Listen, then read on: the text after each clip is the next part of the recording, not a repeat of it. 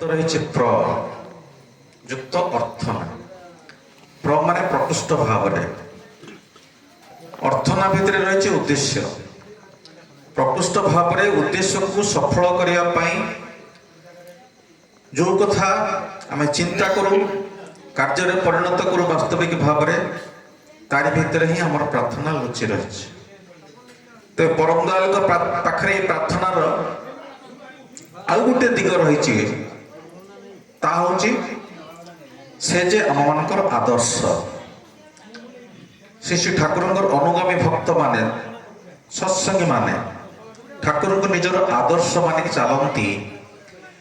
कारण जितेबले मनीष पाखे धर्म एक विकृत भाव उपस्थित हुए धर्म कौन मनीष बुझीपारे ना केवल मात्र रोजगार करूँ खाइबू पीबू पिला छुआ जन्म करूँ मरीजु ईश्वर श्रेष्ठ सृष्टि मनीष जितेबाला यही भावना डूबी रुहे से आसती मनीष को तार उपयुक्त रास्ता दिखे दिखती। आउ गोटे जिन मन में आसे आम मैंने पूर्वर समाज प्रति आम ध्यान दौना यही मनीष समाजटा ठाकुर जो कहले दिने आर्यावर्त भारत वर्ष 33 कोटी देवतार देश थिला एक कथा आम भूली जाऊँ पीढ़ी पर पीढ़ी आम यही जिनस भूली जाऊँ। बर्तमान केतक पंडित माने 33 कोटी को 33 प्रकार बोली व्याख्या करुचंती से अलग कथा।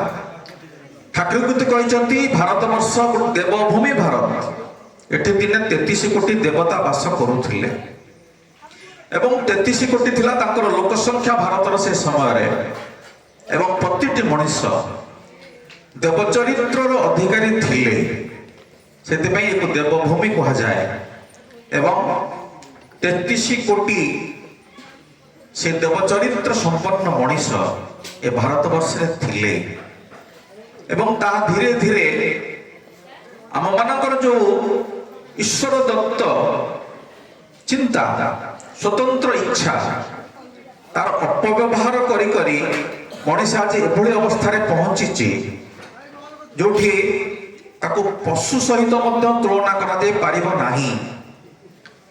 गोटे पशु सहित मनीष वर्तमान मनीष रूपी जीवटा तुलनीय नुहे आम एभली अवस्था को आसी जाइछंती। अभिभावक मान जदि पचारे आप कौन अनुभव कर पिला छुआ केमती अच्छा कौन करुँच से गोटे कथा कहे से आम कथा शुणती ना आम कथा मानती ना यहाँ देखिए प्रत्येक अभिभावक ए कथा ही कहे किंतु कहीं कहती जदि पचरा जाए उत्तर आसव युग से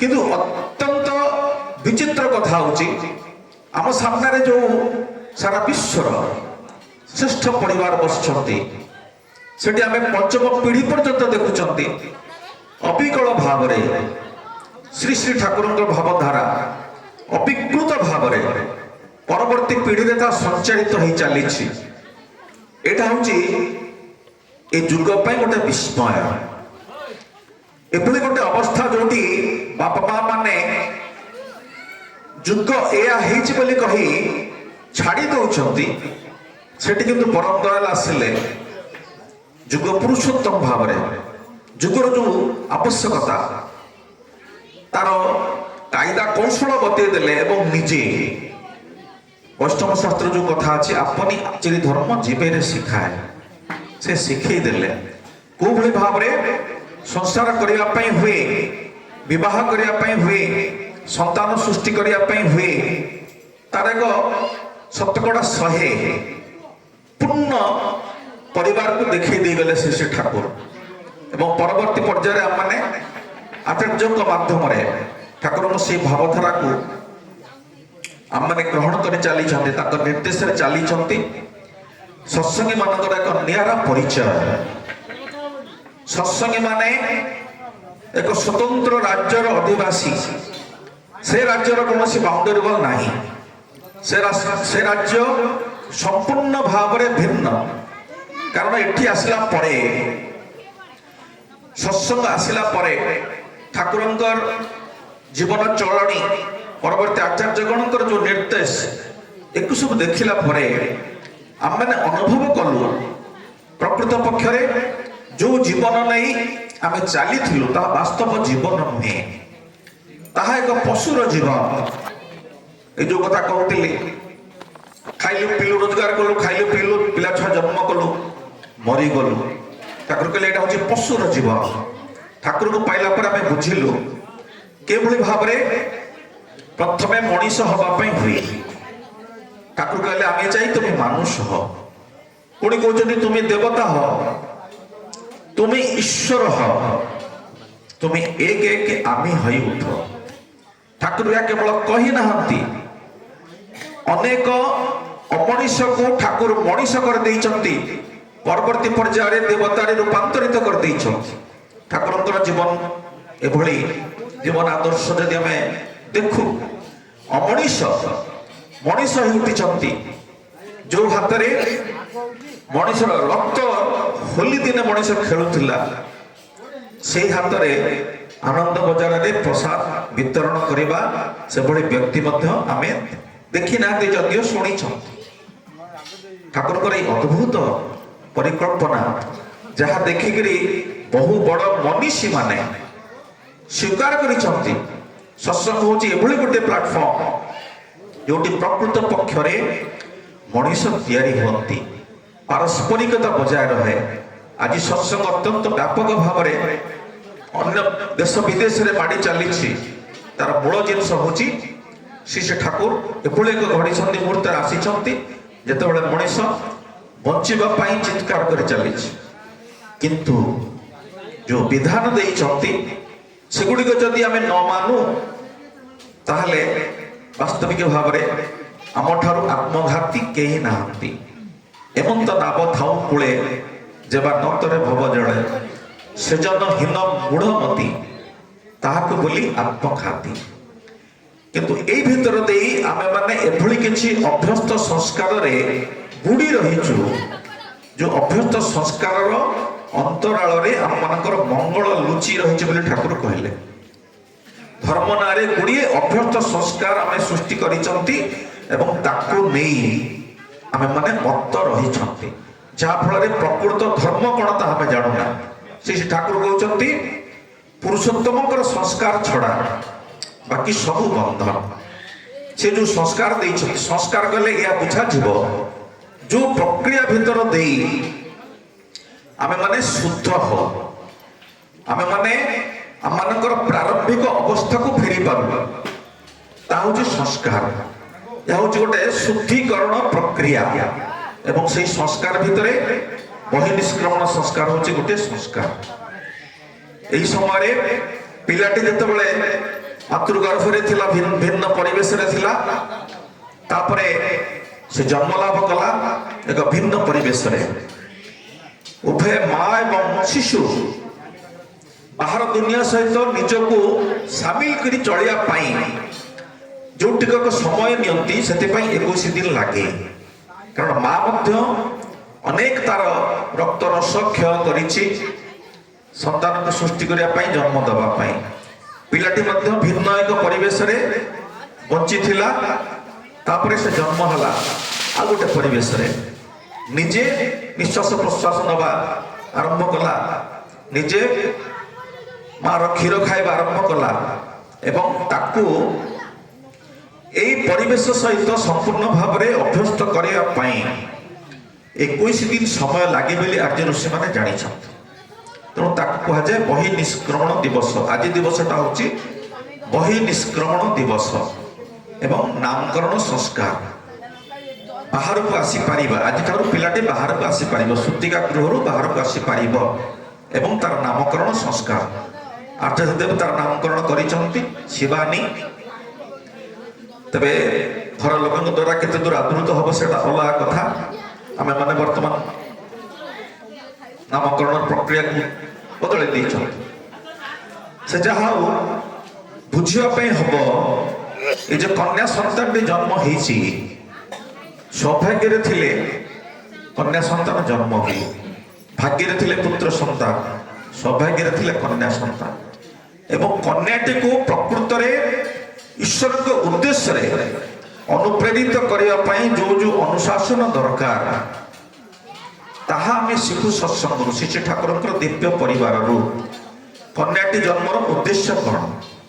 କନ୍ୟା ଜନ୍ମର ଉଦ୍ଦେଶ୍ୟ ହେଉଛି ସେ ଯାହା ବି କରୁନା କାହିଁକି, ଯାହା ବି ପାଠ ପଢୁନା କାହିଁକି, ଯେତେ ଯୋଗ୍ୟତା ସମ୍ପନ୍ନ ହଉନା କାହିଁକି, ତାର ଶେଷ ପର୍ଯ୍ୟାୟ ହେଉଛି ଜୀବନର ସାର୍ଥକତା ହେଉଛି ସୁମାତୃତ୍ୱରେ। ସେ ଯେମିତି ସୁଜନନୀରେ ପରିଣତ ହେଇପାରେ। ଯାହା ଯାହା ବିଧି, ଯାହା ଯାହା ରୀତି ନିୟମ ସେଇ ଭିତର ଦେଇ ତାକୁ ପରିଚର୍ଯା କରିବା, ଏଇଟା ହେଉଛି ସବୁଠୁ ବଡ଼ କଥା। ଠାକୁର କହିଛନ୍ତି ସନ୍ତାନ ପ୍ରସବ ଯଦିଓ କଠିନ କାର୍ଯ୍ୟ, ପୋଷଣ କିନ୍ତୁ ସହଜ ନୁହେଁ। ସନ୍ଧିଚ୍ଛା ସହ ବୁଦ୍ଧିମତୀ ଦକ୍ଷ ନିପୁଣା ହେବାକୁ ହୁଏ। ମା ଏମିତି ସହଜରେ ହେଇଯାନ୍ତି ନାହିଁ। ସନ୍ଧିଚ୍ଛା ସହ ବୁଦ୍ଧିମତୀ ଦକ୍ଷ ନିପୁଣା ହେବାକୁ ହୁଏ। ଅଭ୍ୟାସ ବ୍ୟବହାରର ସୁପଟୁତା, ସେବା ନିୟନ୍ତ୍ରଣୀ, ଦାୟିତ୍ୱ ବୁଦ୍ଧି, ଏହା ନ ରହିଲେ ଝିଅମାନଙ୍କର ସନ୍ତାନ ପ୍ରସବେ ନାହିଁଟି ସୁଧି। ତେଣୁ ତ କହେ ଝିଅ ମୋର ମାର ଆସନ ନେବାର ଆଗେ, ଉମା ପରି ଉଠତୁ ଜାଗି, ଦୁନିଆକୁ ରଙ୍ଗା ସେପରି ରାଗେ। ଉମାଙ୍କ ପରି ହେଇ ଉଠିବା ପାଇଁ ପଡ଼ିବ। ସମସ୍ତ ବିରୁଦ୍ଧ ପରିବେଶ ଭିତରେ କେଉଁଭଳି ଭାବରେ ସ୍ୱାମୀ କେନ୍ଦ୍ରିକ ଜୀବନ ନେଇ ଗୋଟେ ମାଟିଏ ଚାଲିଲେ ତାର ଚଳଣି ପିଲା ଉପରେ ପ୍ରଭାବ ପକେଇବ ଏବଂ ପିଲାଟା ମଧ୍ୟ ସେଭଳି ଭାବରେ ସମାଜକୁ ବହନ କରି ଚାଲିବାର ଦକ୍ଷତା ହାସଲ କରିବ। ସବୁ ଦିଗକୁ ନଜର ଦେଇ ମାଟି ଯଦି ସନ୍ତାନ ଚର୍ଚ୍ଚା ପରିଚର୍ଯା କରେ ତାହେଲେ ସେ ପିଲା ପ୍ରକୃତ ପକ୍ଷରେ ଈଶ୍ୱରଙ୍କ ମନ ଲାଖି ମଣିଷ ହେଇ ଉଠିବ। ସିଏ ଯେ ଜନ୍ମ ହେଇଛି ଏହା ପୂର୍ବରୁ ସେ ନଥିଲା ତା ନୁହେଁ, ଏହା ପୂର୍ବରୁ ସେ ଥିଲା। ସେ ଯୋଉ ଗୁଣ ନେଇକରି ଥିଲା ପୂର୍ବ ଜନ୍ମରେ, ସେଇ ଗୁଣ ଗୁଡ଼ିକ ସୂକ୍ଷ୍ମ ଭାବରେ ତା ଭିତରେ ଆସିଛି। ଏବଂ ପରିବାରର ଦାୟିତ୍ୱ ହେଉଛି ଯୋଉ ସଂସ୍କାର ଗୁଡ଼ିକ ତା ଭିତରେ ଉଙ୍କି ମାରୁଛି ବା ଉଙ୍କି ମାରିବ ଭବିଷ୍ୟତରେ, ସେଇ ସଂସ୍କାର ଗୁଡ଼ିକୁ ଦେଖିବା ପାଇଁ ପଡ଼ିବ କୋଉଗୁଡ଼ିକ ଶୁଭ ସଂସ୍କାର। ସେଇ ଶୁଭ ସଂସ୍କାର ଗୁଡ଼ିକୁ କେଉଁଭଳି ବଢ଼େଇ ଦେଇ ହବ, ପୋଷଣ ଦେଇ, ଏଇଟା ହେଉଛି ବାବା ମାଙ୍କର କର୍ତ୍ତବ୍ୟ। ଆମେମାନେ ଅସୀମ ଭଗବାନଙ୍କୁ ପୂଜି ପିଲାର ମଙ୍ଗଳ ପାଇଁ ପ୍ରାର୍ଥନା କରୁ, ତାହା କିନ୍ତୁ ହୁଏ ନା। ଅସୀମ ଭଗବାନ ଆମକୁ ବାସ୍ତବିକ ଭାବରେ ଦିଗ୍ଦର୍ଶନ ଦେଇପାରିବେ ନାହିଁ। ସେଥିପାଇଁ ଦରକାର ହୁଅନ୍ତି ସସୀମ ଭଗବାନ। ଶ୍ରୀ ଠାକୁର ସସୀମ ହେଇ ଆସିଛନ୍ତି ଏବଂ ସମସ୍ତ ବେଦ ବେଦାନ୍ତ ଉପନିଷଦ ବା ଯେତେ ତମର ଧର୍ମଗ୍ରନ୍ଥ ଅଛି ସବୁର ନିର୍ଯାସ ଦେଇଦେଲେ ଶ୍ରୀ ଠାକୁର ସତ୍ୟାନୁସରଣ ଗ୍ରନ୍ଥରେ। ଏବଂ ପ୍ରତି ଦିଗ ଦେଇ ଜୀବନକୁ କେଉଁଭଳି ସମୃଦ୍ଧ କରିହେବ, ଭଲ ମଣିଷରେ ରୂପାନ୍ତରିତ କରିହେବ, ସେ କାଇଦା ଠାକୁର ଆମକୁ ଶିଖେଇ ଦେଲେ। ଏଠି ମାର ଦାୟିତ୍ୱ ପ୍ରଚଣ୍ଡ ଭୂମିକା ମାର ଅଛି। ଛୋଟ ପିଲାଟିକୁ ବଢ଼େଇବା ଏହା କମ୍ ଦାୟିତ୍ୱଶୀଳ କଥା ନୁହେଁ। ପ୍ରତ୍ୟେକଟା ଜିନିଷକୁ ନଜର ଦେଇ ପିଲାର ବୟସ ଅନୁକ୍ରମେ ସେ କେତେବେଳେ କ'ଣ ଆବଶ୍ୟକ କରୁଛି, କୋଉଭଳି ପୋଷଣର ଆବଶ୍ୟକ କରୁଛି, ତାହା ସେ ଦେଇ ଚାଲିବ। ଏବଂ ସେ ଯେତେ ଇଷ୍ଟପ୍ରାଣ ହେଇ ଉଠିବ, ଯେତେ ଇଷ୍ଟଙ୍କୁ ବହନ କରି ସ୍ୱାମୀ ସେବାରେ ବ୍ରତୀ ହବ, ସ୍ୱାମୀ କେନ୍ଦ୍ରିକ ହେଇ ଉଠିବ, ସେଇ ମାଫିକ ପିଲାଟି ଉପରେ ତାର ପ୍ରଭାବ ପଡ଼ିବ। କିନ୍ତୁ ଖାଲି ପିଲାର ମଙ୍ଗଳ ପ୍ରାର୍ଥନା କରିଦେଲେ ହୁଏ ନାହିଁ। ବାପା ମାଙ୍କ ଭିତରେ ସଂଗତିପୂର୍ଣ୍ଣ ଚଳଣି, ବିଶେଷ ଭାବରେ ସତ୍ସଙ୍ଗୀ ମାନଙ୍କର ଯୋଉ ଜୀବନ ଚଳଣି ଯୋଉ କଥା କହୁଥିଲି, ଅନ୍ୟମାନଙ୍କ ଠାରୁ ସ୍ୱତନ୍ତ୍ର। ପ୍ରତ୍ୟୁଷରୁ ଉଠିବା, ନାମଧ୍ୟାନ କରିବା, ଇଷ୍ଟଭୂତି କରିବା, ପ୍ରାର୍ଥନା କରିବା, ଗୁରୁଜନକୁ ପ୍ରଣାମ କରିବା, ସୂର୍ଯ୍ୟ ପ୍ରଣାମ କରିବା, এইগুড়িক যদি এই মৌলিক জিনিস যদি ঠাকুর প্রদত্ত মৌলিক জিনিস যদি পরিবারের পালিত হুয়ে অতি কমরে, সে পিলা নিশ্চিত ভাবে ভবিষ্যতের জনে ভাল মহিলা হয়ে উঠিব ঝিওটি। এবং সবুঠু গুরুত্বপূর্ণ হচ্ছে বাবা মাঙ্কর স্নেহপূর্ণ চলনি, তাহা হচ্ছে পিলার আশ্রয়স্থল। বাবা মাঙ্কর সংগতিপূর্ণ চলনি যে পরিবারের থাকে ପିଲା ସେଠି ନିର୍ଭୟରେ ବାବା ମାଙ୍କର ଆଶ୍ରୟସ୍ଥଳ ଭାବରେ ଗ୍ରହଣ କରି ପ୍ରତ୍ୟେକଟି କଥାକୁ ଶୁଣେ ଦେଖେ ଏବଂ ନିଜେ କାର୍ଯ୍ୟରେ ପରିଣତ କରେ। ତେଣୁ ସବୁଠୁ ବଡ଼ ଜିନିଷ ହେଉଛି ବାବା ମାଙ୍କର ସଙ୍ଗତିପୂର୍ଣ୍ଣ ଚଳଣି, ପରସ୍ପର ଭିତରେ ଯେମିତି ସଙ୍ଗତି ରଖି ଚାଲନ୍ତି, ପିଲା ପାଇଁ ଉଦାହରଣ ସୃଷ୍ଟି କରନ୍ତି। ଏ ତ 21। ତେଣୁ ୟାଠାରୁ ଅଧିକ ବିଶେଷ କହିକିରି କିଛି ଲାଭ ନାହିଁ। ଏବଂ ବର୍ତ୍ତମାନ ହେଉଛି ପିଲା ଯେଉଁଭଳି ଭାବରେ ସାତ୍ଵିକ ଭାବରେ ଆହାର ଗ୍ରହଣ କରେ, ପିଲାର ସାତ୍ଵିକ ଆହାର ନିର୍ଭର କରୁଛି ମାର ସାତ୍ଵିକ ଆହାର ଉପରେ। ମା ଯଦି ଅଖାଦ୍ୟ ଖାଏ ତାହା ସୂକ୍ଷ୍ମ ଭାବରେ ପିଲା ଦେହକୁ ଯିବ। ଖାଲି ଗୋଟିଏ ଧାଡ଼ି କହିଦେଉଛି, ଏଇଠି ଭୂତପଦା